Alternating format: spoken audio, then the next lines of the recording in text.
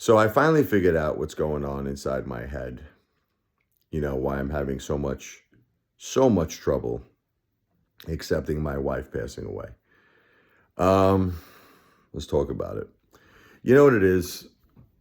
Besides the obvious, this is my soulmate. I mean, this is my everything. I love her with all my heart and my soul. This is the mother of my children, right? I mean, this is the obvious stuff. Only 46 years old, too young. See, I got to tell you all a little bit about me.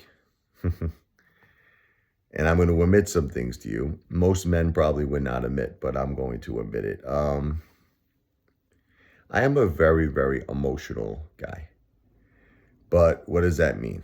It means that when I'm going through tough times in my life, which I go through a lot, I always go through a major stress or something. I need a woman the way some people might need like drugs. It's not a joke. Like I'm addicted to emotion. And my wife gave that to me. She was always there for me. She made love to me, took care of me, massaged me, spoke to me in such a loving, beautiful, heartfelt, positive way. She always lifted my spirits. Whenever I was down, she rose me up. And, over 27 years, that's what she did for me. Over 27 years. You start getting to a point where it's routine. You don't even think about it. It's just like standard. You have a tough day, you come home, you tell your wife you had a tough day, and she goes out of her way for you. She does everything in her power, the beautiful, beautiful woman that Jennifer was, to make you happy. And she always made me feel better. She always was there for me. Now, here's the thing. She's gone. I don't want to accept it, but she passed away. I don't want to accept it. But I have to accept it. So the problem is putting aside, well, let's go step by step with all the different hurts. We'll talk about it. So what's the first hurt? You're worried if she's okay, right? The funny thing is I speak to a lot of people about that hurt. They're like, oh my God, is she okay? My wife. I don't struggle with that one at all. I mean, maybe I think about it like once every like month, seriously, like one time. But I'm confident that Jennifer's in paradise. One of the things is before she passed away, I asked her, I said, Jennifer, do you see your mom? She goes, well, she was on a ventilator. She couldn't speak. She had the tubes, down her throat, unfortunately. But she was able to nod her head in the affirmative. I'm like, Jennifer, do you see your mom? I'm like, is she in this room? She's in the hospital room? Is she an angel? Is this a dream? It's real. Okay. So that's not like Jennifer. She wouldn't make up a story like that. And she was very coherent at the time. She was answering all the questions coherently that I was asking her, the nurses were asking her. This was one of her best times, her best days. That's probably because the ventilator was pumping so much oxygen in her. She was very coherent at the time. And she also finished that procedure, the shunt, that drained all of the liquids from the brain. So she was like good, she was in a comfortable state at that point mentally. And I believe she's in paradise. I believe that she's with her mom, her beautiful mother, Linda, her grandmother, Rose, and our two dogs, Rocky and Yogi, our two Shih Tzus, and she's with Scamp, her childhood dog, and she's with Willie, her childhood rabbit. She was a big animal lover, my wife. And I believe she's very happy. No more pain, no more suffering, no more cancer. She's probably an angel. She's her young self. She's probably back in her 19, 20, 21 age. She's probably like a super knockout. She's always been a super knockout to me. Beautiful inside and out. So I believe she's doing good. But here's the thing. On earth, I'm suffering. Okay? On earth, I'm in severe pain. She's not in pain. I'm suffering. Because of how much I miss her and how much I need her.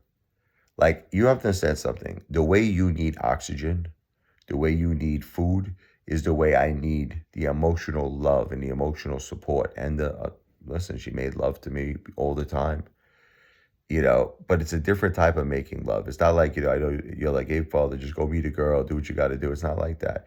It's the way she did. It's her love. It's how she was like, Richard, it could be any hour. It could be 2 o'clock, 3 o'clock in the morning. She always was there for me in every way. She was just, it's like someone who's like one out of a trillion, one out of infinity. Jennifer was. And that's not something you can find again. That's kind of hard. So you realize that, and I didn't even want anyone else in my life. People ask me all the time. They're like, hey, father, will you date again? Look, right now my mind's not there, but I will tell you this. I mean, even if I did, how are you going to find somebody like Jennifer? One out of a trillion, one out of infinity. So that's really what's been bothering me. That's not something therapy is going to help you with. See, like people always say, go to therapy. Therapy is not going to help you with certain things. Like therapy is not going to make back the $7,000 I lost in my household income. I was Jennifer's full-time caretaker. I was my mom's, caretaker, and we lost that household income. Therapy is not going to make that back for me. Therapy is not going to have a woman, love me the way Jennifer loved me and be emotional and make love to me. I'll make love to you like you want me to, and I'll hold you tight, baby, all through the night. I'll make love to you. Therapy's not going to do that unless the therapist does it, right? It got to be a female therapist. Just kidding. Therapy's not going to do that for you. So people keep saying therapy. No. So you might say, wait, father, maybe you'll meet someone. Even if I ultimately did, then understand there's also that aspect of how long will all of this take? I mean, let's think about that for a second. I've spoken to some of my friends who are single, right? I'll make you laugh. I'm like, what was the last time you went on a date? They're like, last time I went on a date. How about the last time I said hello to a woman? They said, that's probably several years ago.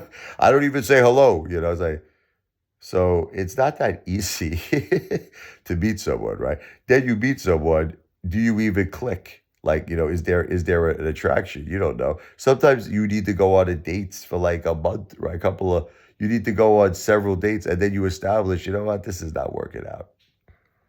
So think about how long it will take to get to a point where a girl has that emotional love for you, that she wants to be there for you 24 hours a day, 7 days a week, do everything for you, everything for you.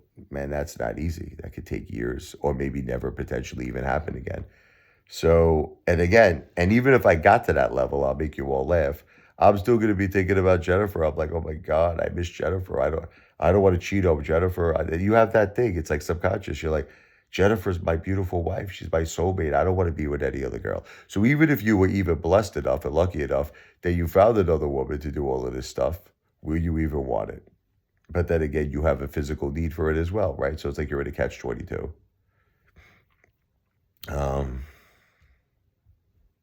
That's all I have to say about that. Basically, I'm screwed. That's the bottom line. It's so terrible. I love you, Jennifer. I love you forever and ever, honey.